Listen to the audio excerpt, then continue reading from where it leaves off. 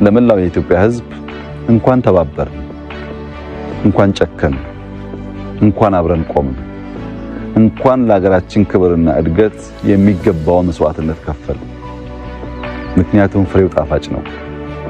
መስዋዕትነት ከፍለን ገንዘብ አባክነን መጨረሻ ላይ ይሄን ነገር ማየት ባንችል ኖሮ ኪሳራ ነበር። ነገር ግን ያ ሁሉ ጭቅጭቅ፣ ያ ሁሉ መከራ መጨረሻ ላይ ልጆቻችን 62 ቢሊዮን ዶላር በላይ የሚገመት ውሃ ለማኖር ነው። ያን አሳካ ነው ዛሬ። መጨረሻ ላይ በቂ የሚባል ኢነርጂ አፍሪካ ማምረት እንደምትችል ለማሳየት ነው። ያን አሳካ ነው ዛሬ። እዚህ ቦታ ላይ በሺ የሚቆጠሩ ሰዎች አሉ። ቅድም ስትንቀሳቀሱ እንዳያችሁት ሁሉም ቦታ ላይ ጥቂት ሰዎች፣ በመቶ የሚቆጠሩ ሰዎች ናቸው የውጭ ሰዎች ያሉበት። በሺ የሚቆጠሩ ኢትዮጵያውያን ላለፉት 13 14 ዓመታት እዚህ ቦታ ላይ በተለያየ ደረጃ የተለያየ ቆይታም አንዳንዱ 5 አንዳንዱ 6 አንዳንዱ 3 ዓመት እየቆዩ ሰርተዋል። ይሄ ሁሉ ሰው ሰልጥኗል።